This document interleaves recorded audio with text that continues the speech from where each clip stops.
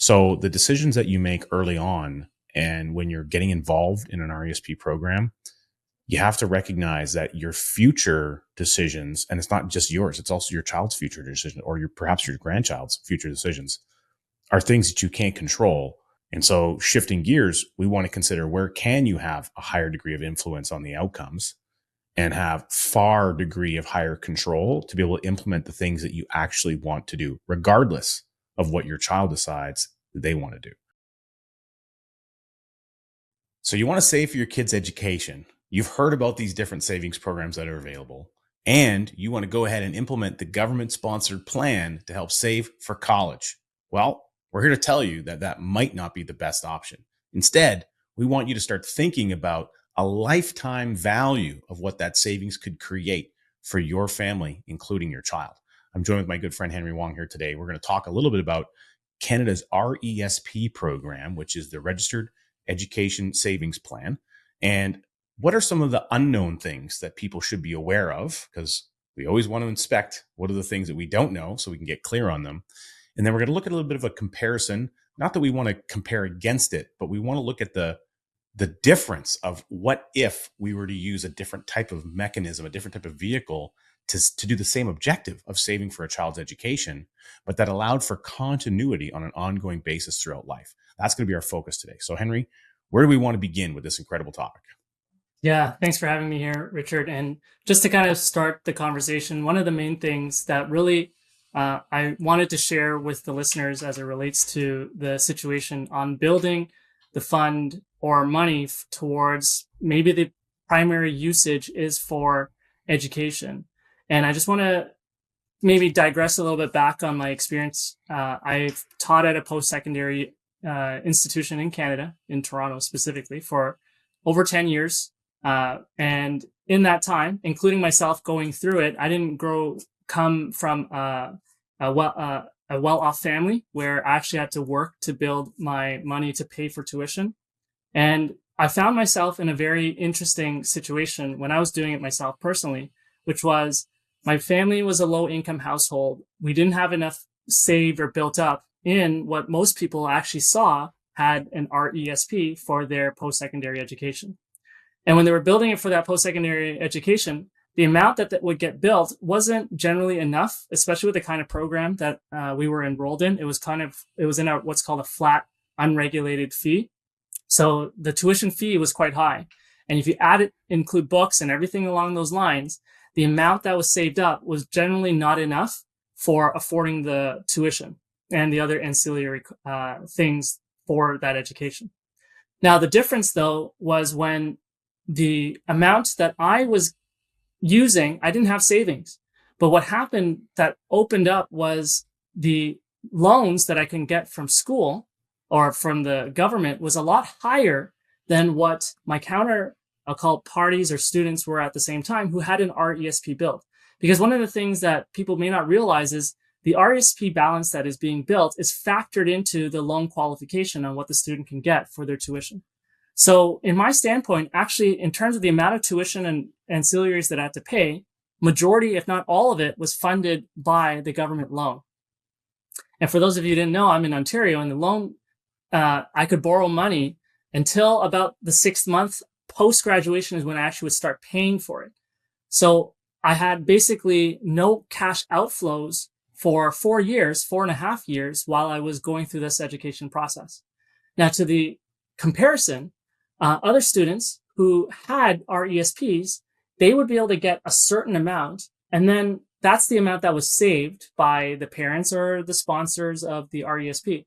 But the shortfall for the tuition, they needed to get a loan, but the loan, often for the loan criteria qualification requirements, never met enough to get to the rest of the tuition. So those students were actually stuck in a situation where they couldn't afford it.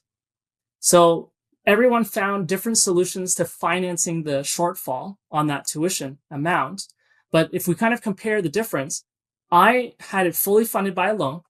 We're not talking about whether loaner is good or not. We're just talking about the affordability and the tuition amount. Whereas those students, for better or for worse, did a really good job preparing for it, but they kind of got bit in the end for it. And this was not just a situation over 20 years ago when I went into post-secondary education, but it was also during the duration while I was teaching and as an instructor. And I could see the same experience. Because students see that I was young and they would open up to a lot more things. And, they'd share about their journey financially as a student. And it was very The still struggles and things that they were dealing with it was to still the make ends exact meet.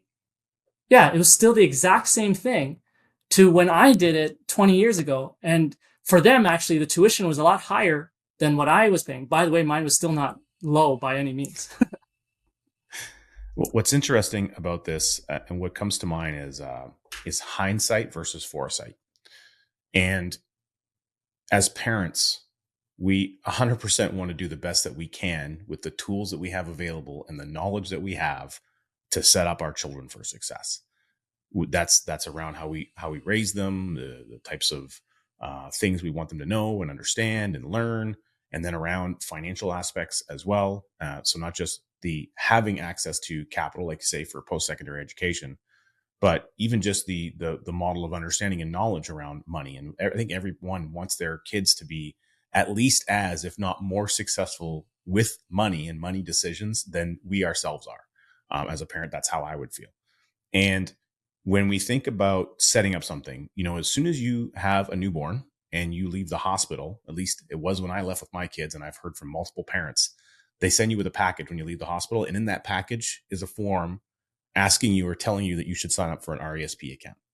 And often there's an organization that's promoted sometimes in there, which, for better or for worse, most of the people I have met with and who have experienced setting up their RESP with that organization have had a miserable time dealing with it, and also a miserable time getting their money out of that situation. So all that being said, we're being promoted to immediately at birth, right at the hospital level, to go and get this education plan savings. And it is important to start saving early, of course.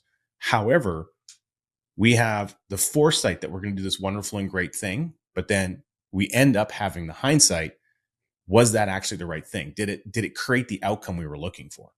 What ends up really what you're saying, Henry, is that there was an unknown lack of choice and options that were created for you and for the students that you saw repetitiously over the time frame that you were in university and teaching there, where this is not an isolated problem. This is actually a systematic problem. And so if we know we have a problem, then we can tackle and deal with it, and we can exercise foresight. If we don't know the problem, we are left in hindsight. We're always looking in the rearview mirror, and we're not able to deal with the things because it's already happened.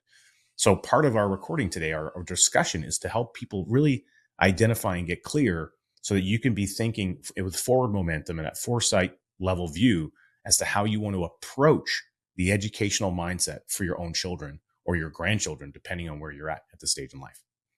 Yeah, absolutely. Because one of the main things when you're in that type of moment, however things are, how you're kind of going through, overwhelmed, good or bad, you only see one side of the coin. And the other part is most people, without that additional thought, since that has already been placed in front of your mind and you've already been presented with the benefits from that side, but you never really had enough education or clarity to ask any other questions down the road. And I think it's really important to kind of close that gap. Since most people, if they go through education, they only encounter these challenges at that moment. And we're trying to, for lack of a better word, put that up front for you so that you have, I'll call a fuller picture on the consideration on how your approach is to, in my opinion, building a bigger and better future for your child. And it doesn't need to be restricted to what most people have presented to you with, a government specific plan that is set to the government specific rules that is residing at the books of someone else's bank. This September 12th is Don't Spread the Wealth Day. Get a copy of our new book, Don't Spread the Wealth: How to Leverage the Family Banking System to Own All the Gold, Make All the Rules, and Enjoy Generational Riches. This book is jam-packed full of incredible bonuses that we've put together, including our 15-page guide to hosting your own family banking meetings. Pre-order your copy today using the link down in the description or visit don'tspreadwealth.com. That's don'tspreadwealth.com. Learn how to keep the money in the family so you can prosper together for generations to come. And those rules are what we're going to dig into. And we're not going to go over them to an exhaustive level, but we're definitely going to identify some of the key components. And so I just want to recap really importantly. Henry went to the experience, funded things himself. He funded it through his own efforts, which really happened primarily after the fact. He was able to focus on his studies, not needing to make payments on those government loans versus like a third party loan where you'd have a minimum payment or whatever required. And after graduation, you would begin after 6 months is when the payments begin on those loans. Okay. Versus someone who had an RESP account couldn't qualify, even though they probably needed an extra loan. They weren't able to get what they needed, and or the loan structure might have been different. So all the way around, the result might have been less focus maybe was available for their studies because their energy had to now go into how am I going to get my studies paid for and be able to still also be able to do my studies. So just recognizing how that can show up, and it's not across the board, but I'm certain that in the students that you met with, Henry, and you spoke to, this was the common frustration and occurrence that was happening for them. Absolutely. And the thing is, they know it's frustrating. They know it's kind of those moments where you know it's frustrating, but people just accept it as it is what it is, and they're not aware that there's actually another option. And that's what we're going to talk about. So they'd be really happy that their parents helped them out with this experience, and then also not happy at the same time, not realizing what had transpired. And it would be unfortunate, but I suspect that did happen for many people to a degree, and maybe still happens to this day. So with that in mind, let's go through an example now where we walk this through and we talk about some more of the mechanics, and we explain some of the divergence between these two thought processes that we're going to show people today. Yeah. So one thing we're really going to talk about is the process about just being a lot more, how you may have know it right now. I'll call it the traditional way of focusing specifically on building a fund just for education. And we're going to expand that thinking, or the scope of that thinking, to just beyond just education. However, what about the other factors of life? Whereas if you kind of limit to what you're already knowing now, there's kind of an end stage to that side of things.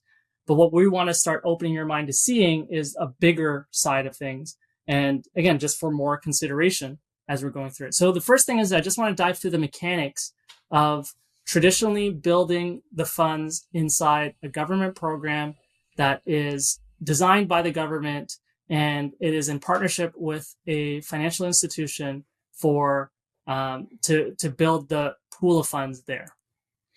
Yeah, and while you're bringing this up, Henry, I want to identify, what's the carrot that leads people to enter into this arrangement. Primarily, is initially the thought that they want to save for their child's education, and the second thing is that there's a promise of some grant money that's going to be added, Canada Education Savings Grant. And so, at a high level, if you put in to a maximum limit of $2,500 per year per child, they will give you 20% as a grant for the end of the year at the end of the account, which works out to $500. Now they'll continue doing that up to a maximum level, which is $7,600. So once you have contributed annually $2,500, eventually you hit a peak where now you've got all of the grant money that's available and you can't get another dollar of that grant money. So there's some limitations there, which a lot of people aren't aware of. And that's kind of how it works. And so that's like the carrot that really attracts people to this idea, is that, it's free money. I'm going to get free money from the government. Now, you and I both know, Henry, there's no such thing as free when it comes from the hand of the government. But that's just my personal opinion. I'm sure we could back that up with some facts, but that's my opinion.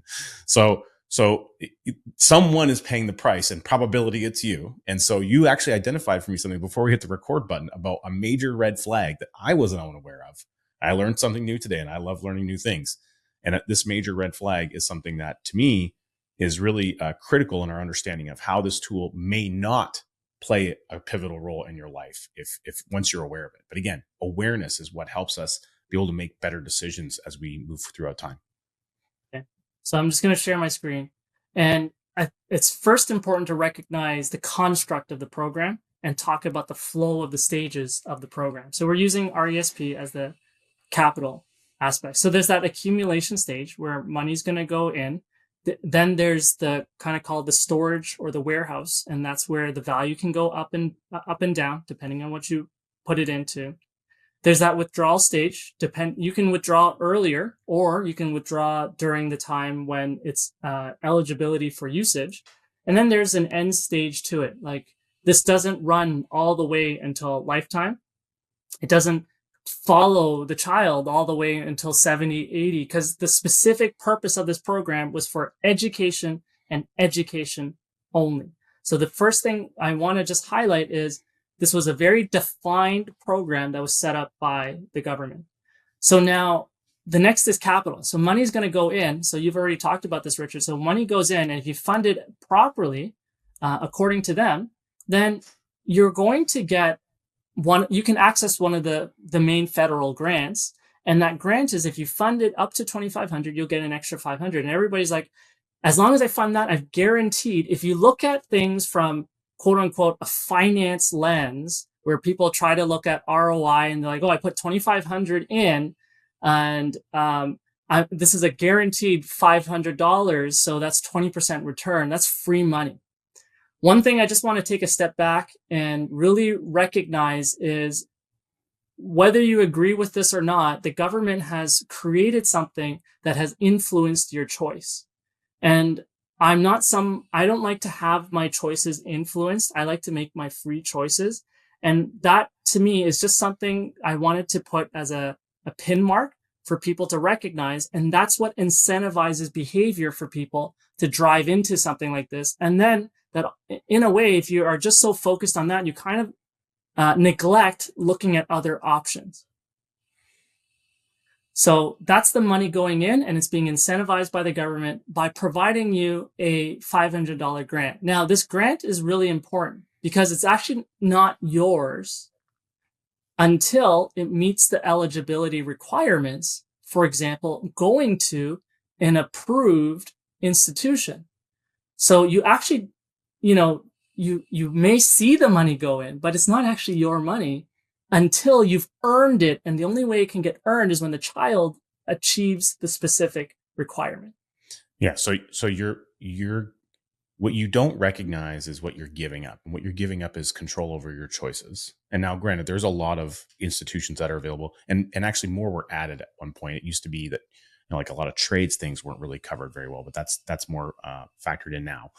But one of the other keys I want to identify here about incentive, Henry, is it's not just the incentive of starting the plan because you might get this grant, but it's also an incentive to limit how much you put in. Because if you get the maximum for putting in 2,500, that means every dollar greater than 2,500, you would diminish the effect, essentially, of that quote unquote free money or return. So the incentive works on both ways, for you to start the program and to cap the amount that you put in the program, which happens quite frequently for people. So neither one of those is ideally good. And so again, how we incentivize behavior often is what dictates how we go about doing something. So just be mindful of that. Yeah. And the overall cap, actually, in terms of the program, the government only allows you to put in 50 grand as a max. Over the lifespan of the program. On the lifespan of the. So that's also important to recognize.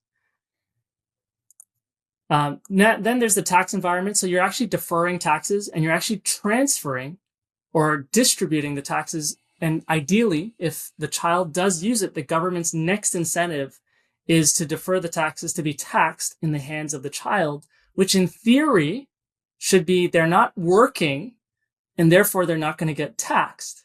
This is the part that I kind of want to tie back to our opening segment when we talked about, is that really true? Now, the next thing is, so money is going in and it is getting housed in a location, and that location is what is being a portfolio. Again, depending on what you use, if you use a sponsorship program, if you use a self-trading account, whatever you use, they have now been a lot more creative of expanding options and what you're going to do with it. Not going to critique the merits on what's better from there, but just the general process that money is going into a storage location where you'll get market gains, market losses, interest income, and any forms of that. Now, this is also growing for you in a sense of what's called tax-free.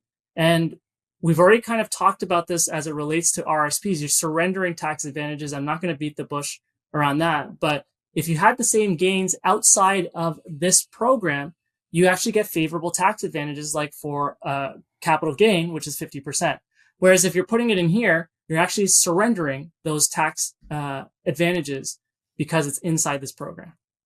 Yeah, and it will be taxed, in theory, in the hands of the end user, being the child, which may or may not be the case if they qualify for an approved program, which we're going to get to in a second. So the key is the qualification. Now we're going to talk about that withdrawal stage. So the withdrawal stage comes from, well, if it meets the approved usage. So there's three options. You can withdraw it at any point in time. Of course, you're going to face potentially penalties, which is not really actually disclosed to you up front. Then there's the approved usage of it, which is where it meets qualification. And then there's the last one where it doesn't meet qualification and there's no usage of it. So there's kind of three routes on that end stage, which most people are actually not talked about right at the beginning before they enter into it. The focus is do this right now, be responsible, and get this, and you're going to get incentivized by the government grant, but they don't talk about the end stage component of it. So this is where there's a withdrawal stage, and if you withdraw the gains in the portfolio, so let's just say you've accumulated and it's become 50,000 and the amount has become 60,000, the extra amount, 50 to 60,000, is a gain. There's a tax on that if you are withdrawing it before the eligibility period. And there's also a penalty involved. And we'll talk about that in a lot more detail. And then there's that approved usage. The child uses it, goes to grant, gets taxed at their tax level, so on and so forth. And then there's the no utilization. And that also goes back into the framework of getting this potential penalty that we'll talk about.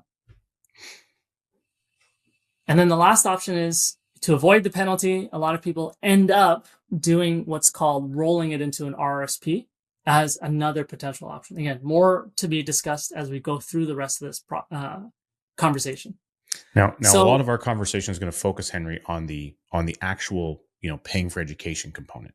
But correct. I want to touch a little bit on the utilization piece, because you mentioned that's one of the things, no utilization.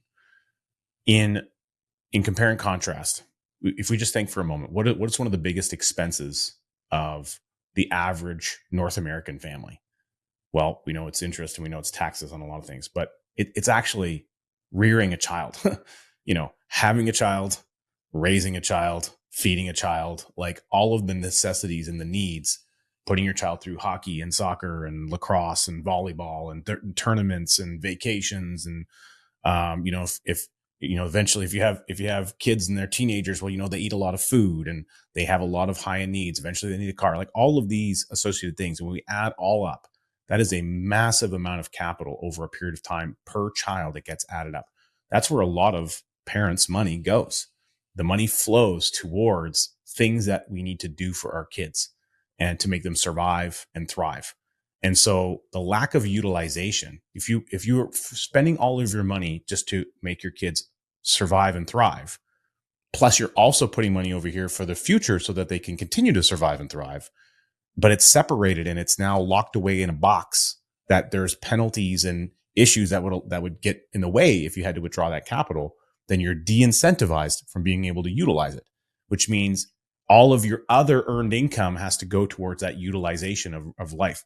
Vacations, hey, if you wanted to buy a condo, let's say, near the university that you could rent out as an asset for your kids. And like, those are things that people talk about doing. All the sporting events, major milestones that you do, there's not an opportunity to utilize any of this capital. In the method that we teach people about becoming your own banker, and if we implement that method, which we're going to talk about in a moment, you don't give up that utilization aspect, and you don't give up the ability to use it as a training mechanism, a training tool to start teach monetary value and monetary implementation in the family line. Whereas if you park it and set it away into this locked away machine with the government rules and the incentives and the de-incentivization of taking money out, you're literally giving up a lot of opportunity that could show up for you in the family by having access to that capital. And I can't understate enough how impactful that can be over a lifespan. So don't underestimate the value of utilization. It is probably one of the largest valuable components that we have with all of the money that we work with on a daily basis. And we're going to dig into that today, because when you're rearing a child and essentially funding the survival and the nurturing of the child, and to then eventually, let's say, utilize some of the funds for education to invest in their development for career and future. That is a lot of money that you are bringing in, and then it's also leaving you. And that's probably why the reasons behind the RESP was built, and restricting you with all these rules so that you don't interrupt the compounding of the capital that's sitting in that particular location. We're just trying to tell you that when you practice the process of banking and implement the infinite banking concept, you're still able to enjoy the fact of having uninterrupted compounding of the capital, while, as you touched upon, Richard, utilizing the funds for raising the child, using it for education. And the best part is you actually get to decide the amount of what you want to put towards this fund, instead of the government telling you that you're capped on a lifetime of 50,000 and we're going to incentivize you for the extra only 7,200 amount. So this is kind of where we're starting to wanting to open up your eyes to realize this other option, there's a lot more flexibility in terms of how you get to control your money. So the next part I just want to dive into is still a little bit more detail on the traditional approach. Now, this is money that they've given you a container to flow into, and you're flowing that money into that container. That container has rules. Now, we've got to really take an honest assessment of that container, whether or not it meets the needs of what you need. Now, post-secondary school is expensive. It's 50,000 per child. And what I've done is I've actually gathered information from the government's website and other government specific sources. And they've already shared with you college and vocational schools. So this is, if it's again, one of the approved ones in Canada, is about 7,000 to 22,000 per year. And usually the duration that people go through is about 4 years. So 4 times 22,000 is $88,000. Now, if we just look at the cap that they've put in, that's not enough. So where is the rest of the 38,000 going to come from? According to what you told us earlier, it's not going to come from a government student loan. They weren't even, yeah, exactly. So not only were they going to fund the shortfall for the student loan part, but there may not even be from your RESP. You may not even have built enough from the RESP in that standpoint, and that's still going to impact the quantity of funding that you're going to get from the government from there. Now, if you go to university student as a university student, again, roughly international, but let's just say the domestic is still around the same 22,000, and we can range it to the 36,000 also. So if you're going to a university, there's an even higher capital commitment. And if we look at the individualized RESP program, the max is 50,000.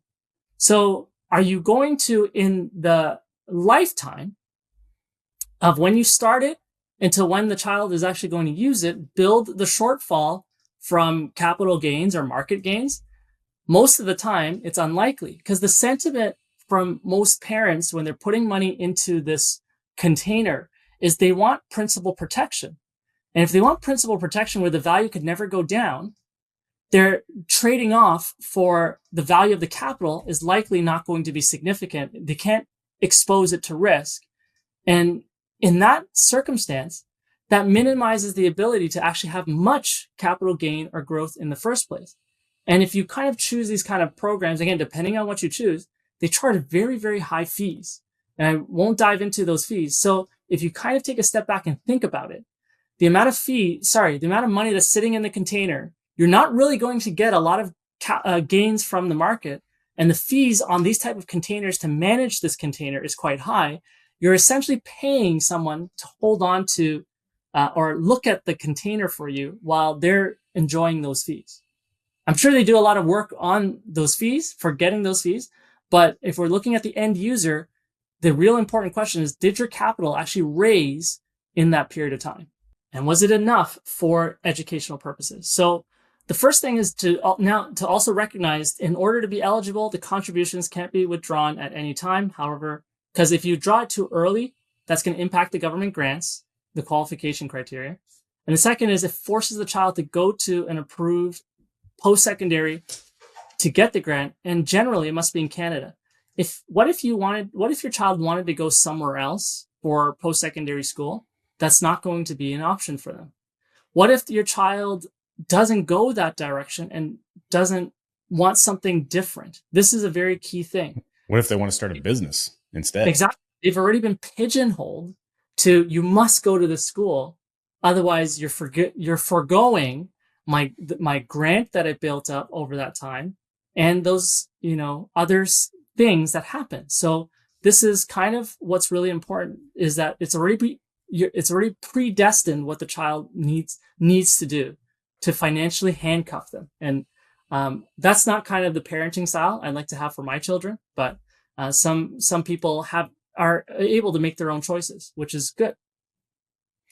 Well, and doing a quick future value calculation, Henry, a person would need to get consistently without fail about 7.25% on their $2,500 a year plus their government grant accumulation, just to factor in that minimum amount of payment that you estimated based on, what it needs to get through a 4-year degree based on that government site. And that assumes no losses, constant compounding, and that would be an after-tax level, because you need the net version of that essentially for the student to be able to use that capital to go to work towards the education environment. And on top of that, you'd also have to be in a position where you'd also be able to match with inflation, because those university cost numbers are today's numbers. So if we add 15 some odd years on there, that's not going to be tomorrow's numbers. So if we want to add that in, well, then the impact obviously would be much greater. So even earning 7.25% consistently without fail, with no loss. And most people I meet, and I've been working with client families for 15 years. One thing they don't want to do is they don't want to gamble with their kids' education fund. So the result is they usually have it in very conservative types of investment structures, because that's so important to them. They don't want to gamble with that education fund, which means they're not really achieving, most likely in many terms, what they're actually setting out to do in a very effective model. Yeah. And now what we just want to illuminate in terms of the conversation on the RESPs that you may not have been aware of when you were first entering into it is, well, what happens at the stage when the eligibility is actually not met? So the child has decided to do something different, or they are, basically something different or hasn't met. So here are some of the things that I just kind of wanted to highlight at a very high level. Now, one thing is that you can withdraw your contributions, but when you're withdrawing the contributions, you're surrendering those grants. So that 500 that you were putting in, or that max, that's going to be surrendered. The next thing is, let's just say that choice is being made and you are withdrawing that money. And if there's gains, so I'm going to keep the numbers simple just for conversational purposes. The gains in the portfolio went up. The portfolio, or the value in there, is 30,000. The portfolio went up 20,000. Just realistically speaking, the nature of products that's being, the capital is being applied to, the likelihood of that happening is very low. Kind of like a snowball in hell sort of a situation, I would think. No, it just doesn't work. It's not going to be an extra 20,000, but I'm using 20,000 for a very particular reason, just to keep the conversation simple. Now on that 20,000, that's going to get included for the gain. So first the grants are gone. And now the 20,000 gains are going to get included to the person's income for setting up this program. The parent, essentially, whoever the tax-paying parent is going to have to take that on as added income that tax year. So let's just say that's 20,000. The person earns 100,000, so that's 20,000 getting added to their marginal income, which we'll talk about that impact. The next thing is that 20,000. There's a 20% penalty that is levied on that gain, unless it's transferred to an RRSP. So you get the option to transfer to an RRSP. Now, we're not going to talk about whether RSP is good or not, but what if you have already maxed out your RSP contribution room? So this is going to use up your RSP contribution room too. So these are, again, just making sure that you recognize there's other components involved that likely hasn't been fully discussed with you when you've been setting this up. And this is where not only is it impacting your RSP program that you may have been using, but it does incentivize you to not penalize you for taking it out today. They've created a road or a bridge to roll the money into another pre-existing government program. And this is not a good or a bad thing. It's just recognizing the fact is there's another bridge that's created for you to push the problem to the RSP standpoint. I know that in most things in life, if you just sweep the problem under the rug for a long enough period of time, it just goes away, right, Henry? Isn't that how it works? The mountain just gets bigger. I think for most things in life, usually the problem gets bigger. And maybe that won't happen here, but one could allude and consider what's happened over time. There's a high probability that maybe the problem actually gets bigger, not worse. It gets worse and not better. It becomes more of a problem down the road. So let's just drill into a little bit of this AIP penalty. So let's just use an example. In the middle of the screen here, you'll see the income of the individual is $100,000. And again, these are estimated tax numbers, not exactly what you would get for filing. But so taxes would be $26,000. So the net income is $73,000. Average tax rate is 26.35%. 26 divided by 100 is the average tax rate. Now, what I want to just tie upon is this marginal tax rate, which is 33.89. So that means any additional income on top of that, you start triggering this higher tax rate and what is being plotted against you. You're not getting taxed at 26%. You're getting taxed at an extra 1,000 will be, or extra 100 will be a $33.89 tax on that $100. So basically, for every $100 earned, you're going to give up $34 moving forward above 100K. Now, this is based on an Ontario example, I believe. Yes, correct. And that number goes up each layer of the brackets you run into. So now I'm going to use that $20,000 and that's getting added to this particular individual's income.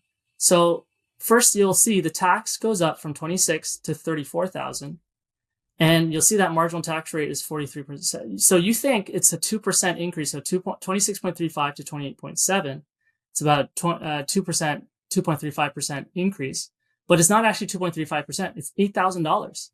$8,000 of the $20,000 is being taken away from you in the form of the taxes, which is actually almost 41%. So pretty painful. So you get the 20,000, but you actually don't get the 20,000 because you only get 41% of it has to disappear to the government, and then on top of that, now you also have to pay that penalty as well that you indicated. Yeah. So the 12,000 would be what you actually get to keep. 8,000 goes to taxes, or the 40%.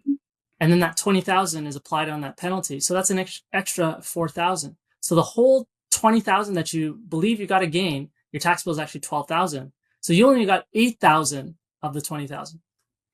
And you've got about, roughly speaking, 15 to 20 years worth of time that you cannot make up. So not only do you have this tax problem created, you can earn more money, you can grow more investments, you can do a lot of things. What you can't do is make up the time, unless you're Marty McFly. You're not going to jump in your DeLorean and go back in time and solve all the world's problems by playing rock and roll guitar. You need to. That's something you just can't fix. So the decisions that you make early on, and when you're getting involved in an RESP program, you have to recognize that your future decisions, and it's not just yours, it's also your child's future decision, or perhaps your grandchild's future decisions, are things that you can't control. You can't control the market, can't control the economy, can't really control the political environment. You also can't control the government changing the rules on plans that they create. So there's a lot of areas where you don't have the capacity to really provide undue influence onto the outcome that you want. And so shifting gears, we want to consider where can you have a higher degree of influence on the outcomes, and have far degree of higher control to be able to implement the things that you actually want to do, regardless of what your child decides that they want to do.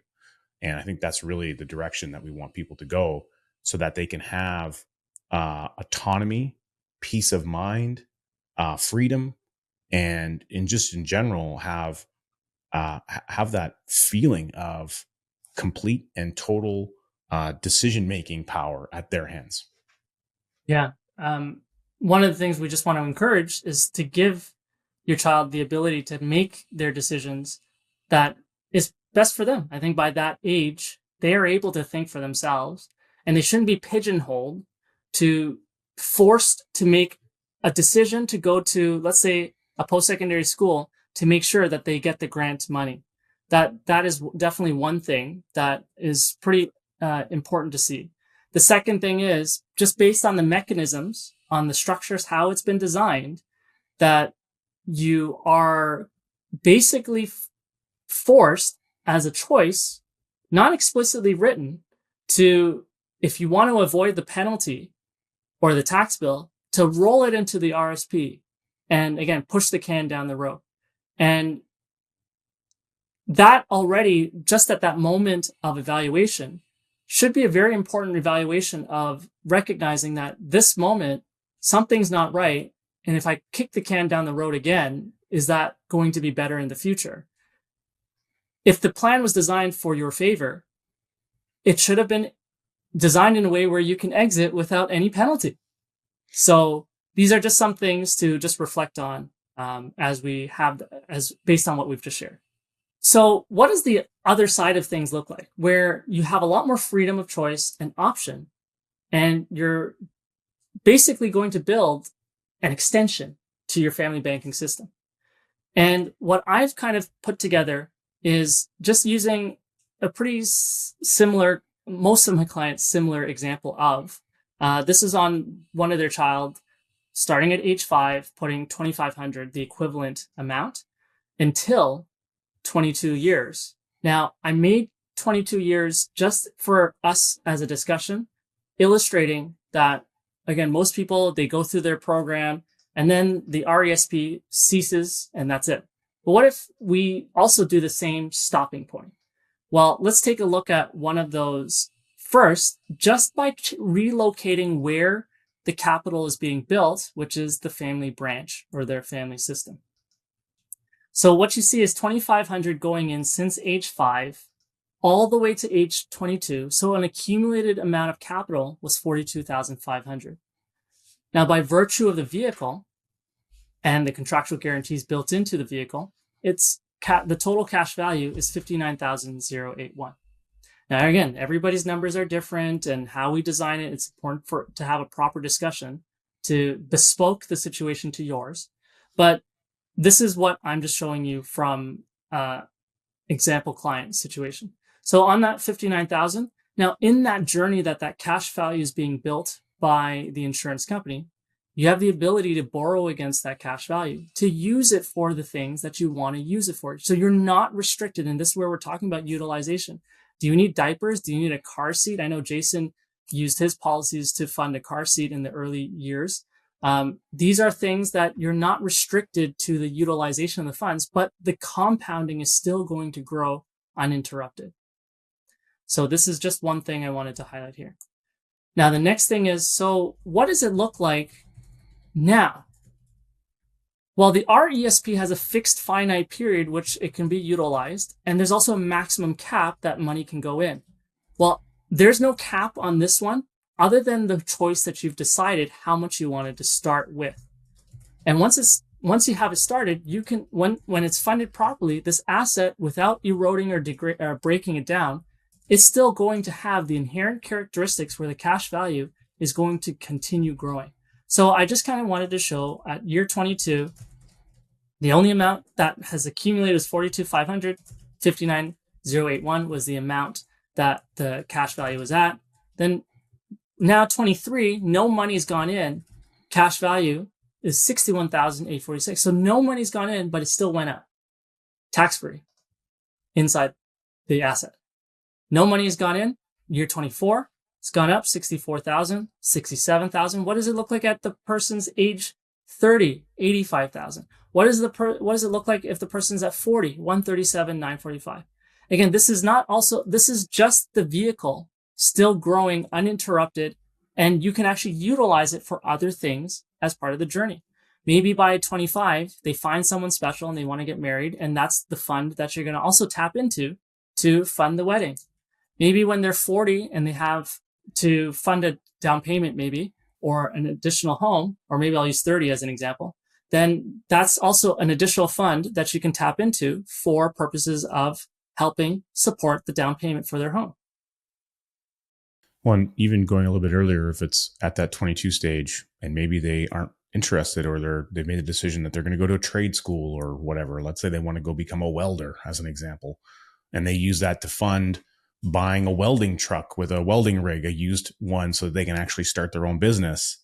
And then they can level that up into buying even an additional one. So, those are the options that, the seen versus the unseen. These are the things that we don't know what's going to happen in that unknown future. But if we take away options, we certainly can't add more in. So we're talking about a direction here where we're adding options, we're adding possibility and flexibility into life's plan that, may or may change and divert. And so we want to make sure we have all that available for our children.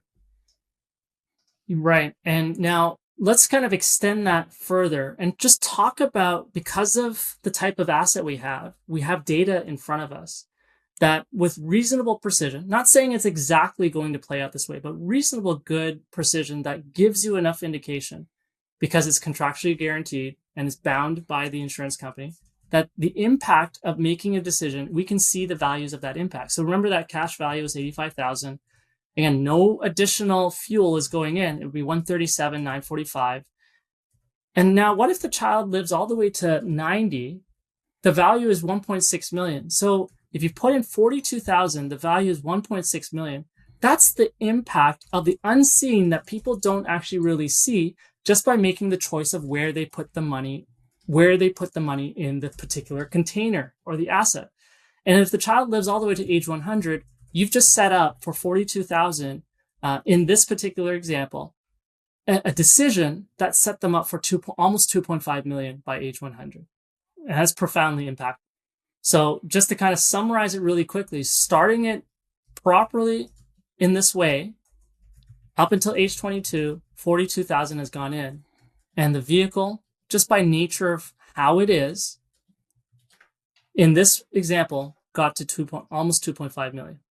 So just wanted to really highlight the impact of rethinking how things have been told to you, and just to take some time to make it may not seem high stakes, but it just looks as this way in how we were just walking you through today, in the context of the situation and the path and journey that your child will go through, looking at the impact of making just that choice and what kind of a different trajectory that choice led to, because you haven't closed and defined the options for your child.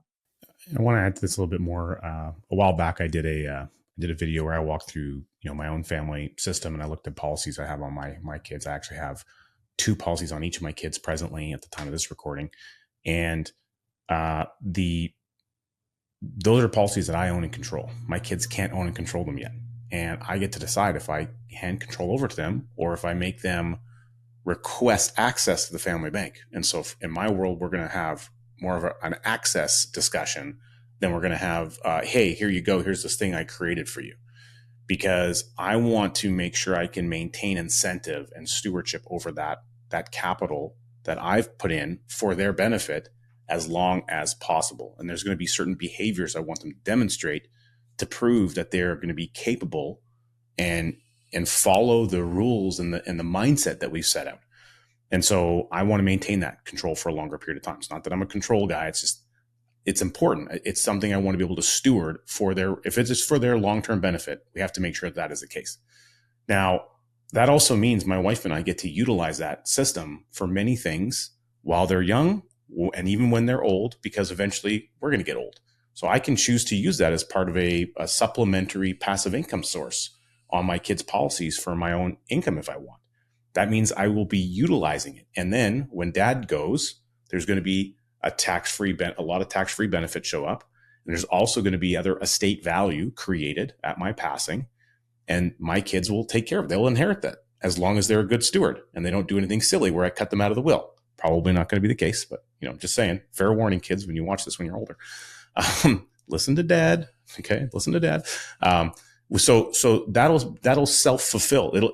It'll allow them to replenish what I've used so that they can now reuse it fundamentally. And that allows far greater capacity in not only thinking, in potential, in decisions around how we can utilize capital at various stages of life, in the discussions that I have with my own children, how interactive we can be in discussions around money in the family.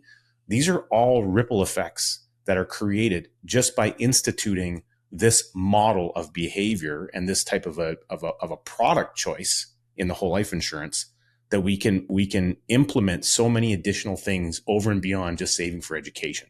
So we started our conversation about the concept and the objective of saving for a child's education.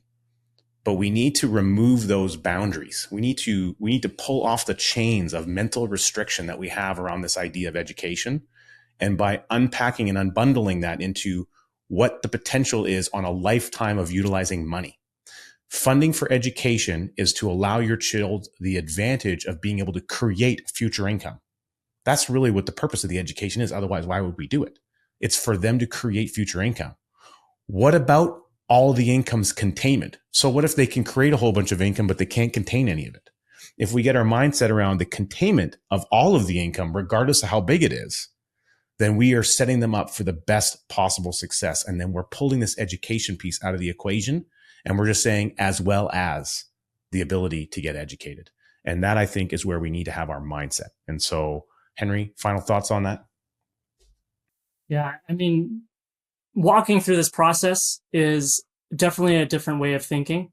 And just come to the fact that we do this all the time, especially for ourselves. And not only are you building a fund for diversity of usage and multitude of choice and how it's being used, as a parent, when you do adopt this process, you're going to teach your child how to do it. And they by nature are also going to get educated on stewarding the process of what you are building for them. And you're not limiting your access and options by doing this. It's not an either or. It's an as well as. And instead of pigeonholing following that process there, give yourself the option of opening and having yourself a lot more choice, not just for yourself, but for your children and their future. Because while you're building this fund today, they're not cheap to raise or nurture. You're going to need to tap into those funds. And why not tap into it while not interrupting the compounding by doing it? So as I've shared with you, the context of today's environment as it relates to post-secondary education, it's getting very difficult to afford. And by following this process, you're also actually not going to fall into those lending criteria requirements and perhaps open a lot more financing options for the child too. So again, there's just a lot more flexibility at play by walking through rethinking your thinking and the approach to this. Well, we hope you enjoyed this conversation today. We certainly enjoyed doing it. And coincidentally, we enjoy doing this a lot, so much so that we've got other videos. Poof, right down there. You'll see one that just got recommended. You should check it out. We put that there for you. Go ahead, dig in.